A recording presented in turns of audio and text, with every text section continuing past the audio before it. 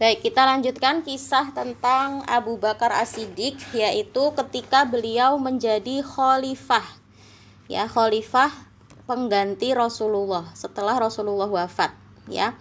Tahun berapa? Dari tahun 11 Hijriah sampai tahun 13 Hijriah. Jadi hanya 2 tahun saja Abu Bakar itu menjabat sebagai pemimpin atau sebagai khalifah.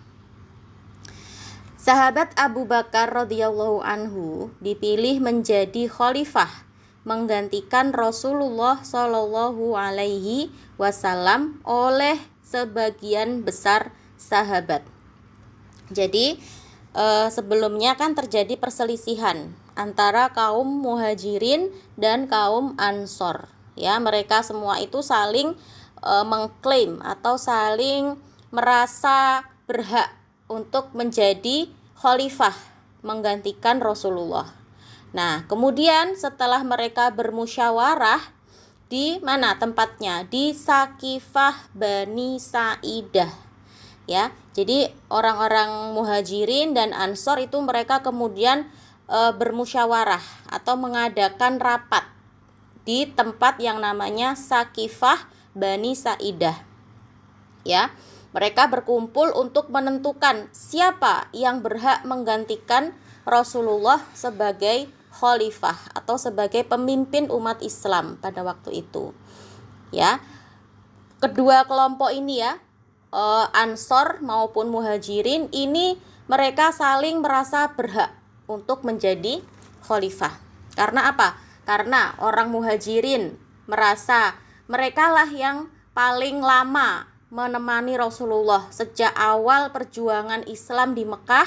Mereka sudah menemani perjuangan Rasulullah dalam berdakwah. Sedangkan orang Ansor ya, mereka juga merasa berhak untuk menjadi pemimpin. Karena apa? Karena mereka merasa bahwa merekalah yang sudah menolong Rasulullah ketika sampai di Madinah. Jadi dua-duanya kelompok ini mereka saling berebutan, ya, saling merasa berhak untuk menjadi khalifah. Nah, di saat seperti ini muncullah Abu Bakar As-Siddiq, ya. Abu Bakar menengahi perbedaan pendapat tadi dan Abu Bakar mencalonkan Umar bin Khattab dan Abu Ubaidah bin Jarrah. Tapi apa? Tapi Umar dan Abu Ubaidah ini mereka menolak, tidak mau dicalonkan menjadi pemimpin. Ya, kemudian ada seorang sahabat dari kaum Ansor yang bernama Bashir bin Sa'ad ini memegang tangan Abu Bakar dan kemudian membaiatnya sebagai pemimpin. Nah, membaiat itu artinya mengangkat, ya, mengangkat Abu Bakar menjadi pemimpin. Siapa yang melakukan pertama kali? Yaitu Bashir bin Sa'ad dari golongan Ansor. Nah, kan Abu Bakar ini dari kelompok Muhajirin, ya. Abu Bakar ini kan yang orang Mekah yang kemudian hijrah ke Madinah. Jadi Abu Bakar ini adalah dari kelompok Muhajirin. Sedangkan Bashir tadi itu dari kaum Ansor. Dia ini orang Madinah. Nah, ketika Bashir membaiat Abu Bakar, ya, maka semua orang akhirnya mengikuti apa yang dilakukan oleh Bashir, ya. Berarti dari kelompok Ansor sudah bersedia, ya, sudah rela bahwa yang berhak menjadi khalifah adalah Abu Bakar dari kelompok Muhajirin. Nah, baiat inilah yang kemudian dikenal dengan baiat Sakifah Bani Sa'idah, ya, atau baiat di balai pertemuan. Jadi tempat di mana Abu Bakar diangkat menjadi khalifah, ya, secara aklamasi. Aklamasi itu maksudnya disetujui oleh semua kelompok. Tidak ada yang menolak, ya. Semua orang di tempat itu setuju bahwa Abu Bakar yang berhak menjadi khalifah menggantikan Rasulullah. Nah, saat diangkat menjadi khalifah itu, Abu Bakar berusia 61 tahun. Nah, keesokan harinya Abu Bakar kemudian naik di mimbar Masjid Nabawi. Dan kaum muslimin sepakat Abu Bakar menjadi khalifah. Mereka mempercayai Abu Bakar sebagai pemimpin sepeninggal Rasulullah. Karena Abu Bakar termasuk orang yang pertama kali masuk Islam. Dan dia juga sangat dekat dengan Rasulullah. Ya, orangnya jujur, adil, arif dan bijaksana, tegas dan berwibawa. Nah, selain itu, ketika Rasulullah sakit, Abu Bakar yang ditunjuk oleh Rasulullah untuk menggantikan menjadi imam sholat. Nah, jadi dari peristiwa ini, ya, Rasulullah mempercayai Abu Bakar. Rasulullah sangat mempercayai Abu Bakar. Bahkan sebagian sahabat menafsirkan bahwa peristiwa ini adalah isyarat atau pertanda dari Rasulullah bahwa Abu Bakarlah yang berhak menggantikan Rasulullah sebagai pemimpin umat Islam. Jadi Rasulullah itu tidak pernah memberikan pesan ketika beliau masih hidup, ya. Bahkan ketika beliau sudah dalam kondisi sakit, itu Rasulullah itu nggak pernah memberikan pesan siapa nanti yang akan menggantikan menjadi imam. Ya, karena apa? Karena Rasulullah tidak mau urusan dunia ini nanti akan jadi urusan turun-temurun. Jadi kayak kerajaan. Kalau kerajaan itu kan turun-temurun, ya kan? Bapaknya jadi raja, nanti yang menggantikan anaknya. Ya, kemudian yang menggantikan lagi anaknya lagi seperti itu. Jadi kekuasaan hanya dimiliki oleh satu keluarga. Nah, sedangkan di dalam Islam itu tidak boleh seperti itu, ya. Pemimpin itu harus dipilih oleh sebagian besar orang, ya. Dengan cara apa? Dengan cara bermusyawarah. Makanya Rasulullah kenapa enggak menunjuk salah satu orang? Biar apa? Biar kaum muslimin sendiri yang menentukan dengan bermusyawarah siapa pemimpin yang mereka percayai. Jadi Rasulullah sengaja memang nggak menunjuk Abu Bakar. Ya, Rasulullah hanya menunjuk Abu Bakar sebagai pengganti imam sholat ketika beliau sakit. Begitu ya, jadi memang Rasulullah itu sengaja nggak menunjuk siapa yang akan menggantikan beliau kalau beliau sudah meninggal. Biar apa tujuannya? Biar urusan memilih pemimpin ini diserahkan kepada kaum muslimin sendiri. Gitu. Nah, setelah diangkat menjadi khalifah, Abu Bakar berpidato di depan kaum muslimin. Apa isi pidatonya? Wahai manusia, saya telah diangkat untuk mengendalikan urusanmu. Maka, jika aku menjalankan tugasku dengan baik, maka ikutilah aku. Tapi jika aku berbuat salah, maka betulkanlah.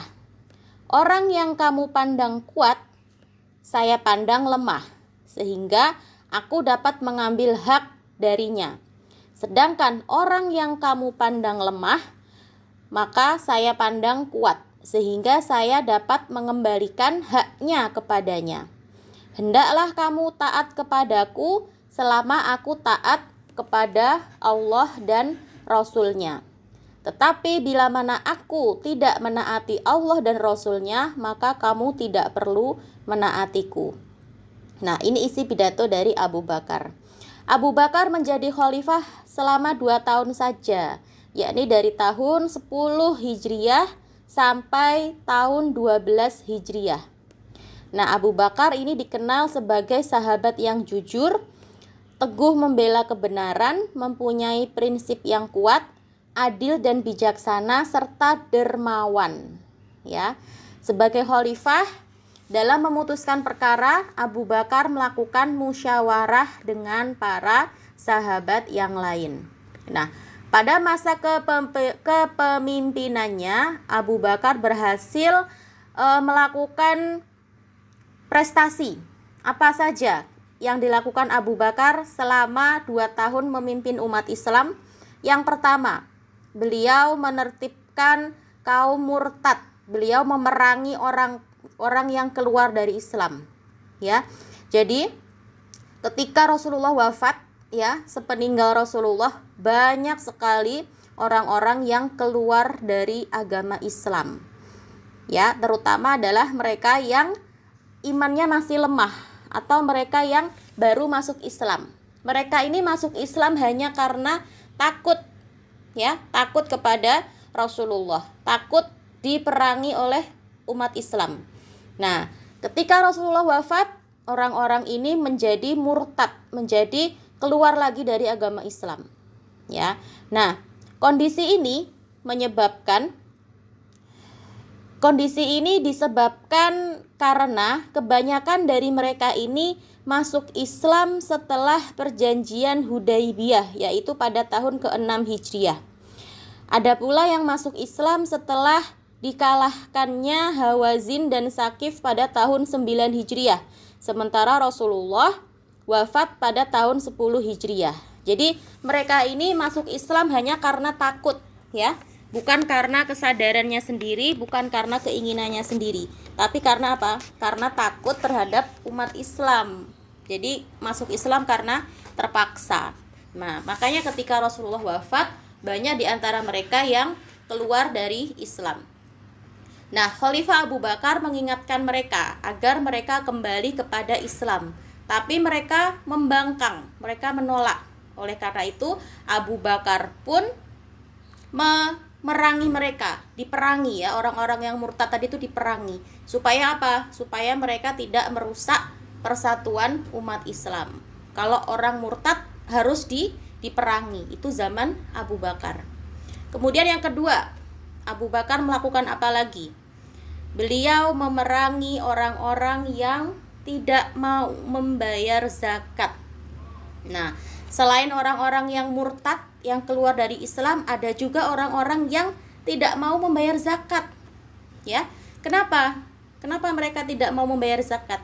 Karena imannya belum kuat, ya. Sama seperti orang yang keluar dari Islam tadi itu. Mereka masuk Islam karena terpaksa, karena takut, ya. Akhirnya mereka tidak mau melaksanakan ajaran Islam, khususnya zakat, ya. Mereka menganggap zakat ini sebagai pajak.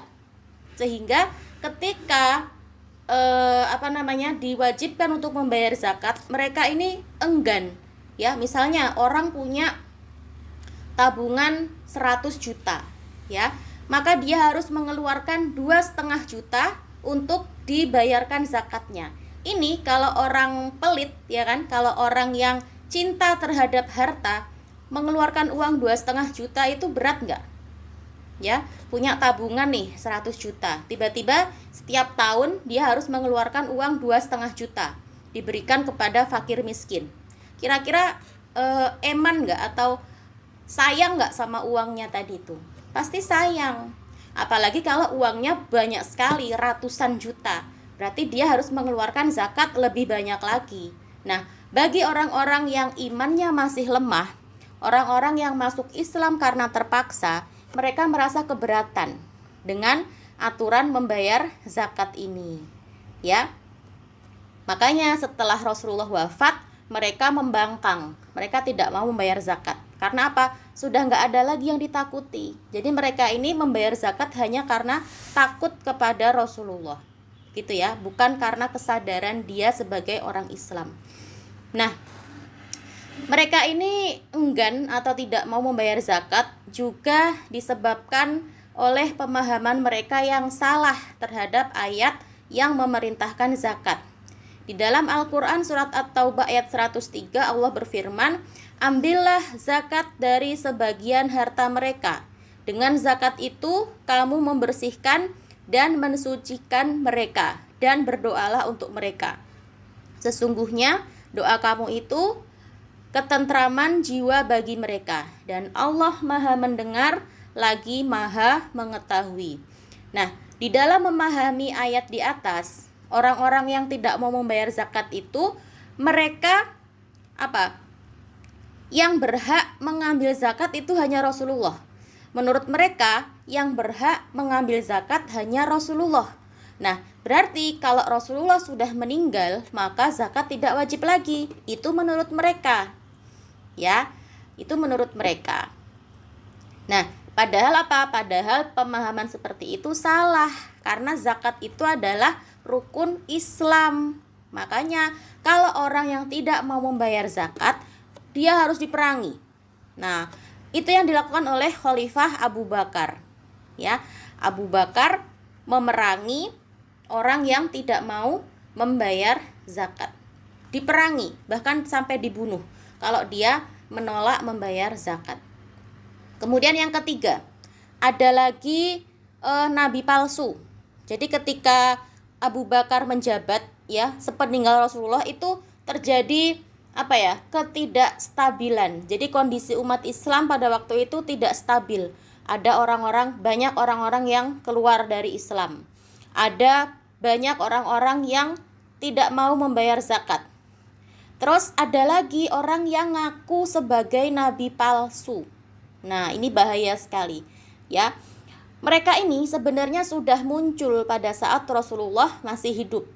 Nah, tetapi orang-orang ini semakin gencar, ya, semakin meningkat setelah Rasulullah wafat, yaitu di masa Khalifah Abu Bakar. Tokoh utamanya siapa? Yang mengaku sebagai nabi palsu. Itu adalah namanya Musailamah Al-Kadzab. Dinamakan Al-Kadzab karena dia adalah pembohong. Ya, jadi nama aslinya adalah Musailamah. Diberi julukan Al-Kadzab karena dia ini sudah berbohong mengaku sebagai nabi. Ya. Nah, ada lagi orang yang mengaku sebagai nabi, yaitu namanya Al-Aswad Al-Ansi. Ya, di Yaman sana. Dan ada juga yang mengaku nabi lagi, yaitu namanya Tulailah ibnu Khuwailid dari Bani As'ad. Nah, tapi yang paling terkenal di buku-buku sejarah itu adalah si Musailamah ini, Musailamah Al-Kadzab. Dia mengaku sebagai nabi, ya. Dia mengaku sebagai nabi. Dan banyak sekali orang yang mengikuti, ya. Jadi orang-orang itu sudah mulai setelah Nabi Muhammad meninggal itu banyak terjadi kekacauan, ya. Sudah tahu dia ini nabi palsu, ya, ngaku-ngaku sebagai nabi, tapi banyak sekali pengikutnya. Nah, ini kalau dibiarkan maka akan terjadi kekacauan, ya. Tidak bisa didiamkan. Makanya kenapa Abu Bakar kemudian memerangi nabi palsu ini untuk menyelamatkan umat Islam dari kekufuran, ya. Nabi Muhammad adalah nabi terakhir, dan siapapun yang mengaku sebagai nabi setelah Nabi Muhammad, maka dia adalah orang kafir dan harus diperangi. Nah, kemudian yang keempat, apa yang dilakukan lagi oleh Abu Bakar, yaitu membukukan Al-Quran. Jadi pada waktu itu Al-Quran itu bentuknya belum seperti sekarang, ya, belum jadi satu buku. Al-Quran itu hanya dihafal, ya, hanya dihafal oleh para sahabat, dan mereka ada yang menulis tapi terpencar-pencar. Ada yang menulis di daun kurma, ada yang menulis di selembar kain, ya, ada yang menulis ayat Al-Quran itu di atas tulang binatang, ada juga yang menuliskan Al-Quran itu di batu, ya, di atas batu. Jadi masih terpencar-pencar ayat Al-Quran itu. Nah, ketika Rasulullah wafat, ya, dan Abu Bakar menjabat sebagai khalifah, ya kan, tadi Abu Bakar ada melakukan perang terhadap orang-orang murtad. Nah, dalam peperangan melawan orang-orang murtad tadi itu 70 orang sahabat penghafal Al-Quran ini meninggal. Jadi banyak sekali orang-orang sahabat yang hafal Al-Quran itu meninggal akibat dari perang melawan orang murtad. Nah, hal ini membuat Umar bin Khattab khawatir, ya. Kalau banyak orang penghafal Al-Quran meninggal, takutnya nanti Al-Quran akan sulit diajarkan. Karena orang yang hafal Al-Quran banyak yang meninggal. Akhirnya atas saran atau usulan dari Umar, ya, maka diusulkan Al-Quran ini harus ditulis. Nah, kemudian usulan ini akhirnya diterima oleh Abu Bakar. Jadi yang mengusulkan itu adalah Umar, ya, di masa Khalifah Abu Bakar. Nah, akhirnya Abu Bakar menunjuk Zaid bin Sabit untuk memimpin penulisan Al-Quran. Zaid bin Sabit ini siapa? Zaid bin Sabit ini adalah sekretaris Rasulullah. Jadi ketika Rasulullah menjabat, Rasulullah itu sebagai pemimpin, ya, kan Rasulullah itu kan ummi. Rasulullah itu kan tidak bisa membaca, tidak bisa menulis. Jadi Rasulullah mempunyai sekretaris, ya, namanya Zaid bin Sabit. Nah, Zaid bin Sabit ini yang kemudian ditunjuk oleh Abu Bakar untuk menuliskan Al-Qur'an. Nah, kemudian ditulis sebanyak 2 buah, ya. Yang pertama disimpan oleh Hafsah, ya, istri Rasulullah. Tuh, itu tadi yang dilakukan oleh Khalifah Abu Bakar. Nah, pada masa Khalifah Abu Bakar juga bangsa Romawi dan Persia, ya, Romawi itu ada di barat, sedangkan Persia ada di timur, ya. Romawi dan Persia itu mengancam umat Islam, kepemimpinan umat Islam yang berpusat di Madinah. Oleh karena itu, Abu Bakar mengirimkan tentara untuk mempertahankan diri. Namun pada saat pasukan tadi itu berhadapan dengan musuh, ya, Abu Bakar wafat. Beliau wafat pada tanggal 23 Jumadil Akhir tahun 13 Hijriah, bertepatan dengan bulan Agustus tahun 634 Masehi dalam usianya yang ke-63 tahun. Kekhalifahannya hanya berlangsung selama 2 tahun 3 bulan 11 hari, dan jenazahnya dimakamkan di samping makam Rasulullah, yaitu di rumahnya Aisyah. Nah, itu tadi adalah kisah sahabat Abu Bakar As-Siddiq, ya. Satu-satunya, Abu Bakar itu satu-satunya khalifah yang meninggal karena sakit. Nah, khalifah-khalifah yang lain setelah Abu Bakar itu meninggal karena dibunuh. Nah, ini akan kita lanjutkan besok ceritanya, ya, dengan khalifah yang lain. Jadi hanya Abu Bakar yang meninggalnya itu karena sakit. Khalifah Umar, Utsman, dan Ali itu semua meninggal karena dibunuh. Nah, itu tadi cerita sejarah dari Khalifah Abu Bakar As-Siddiq.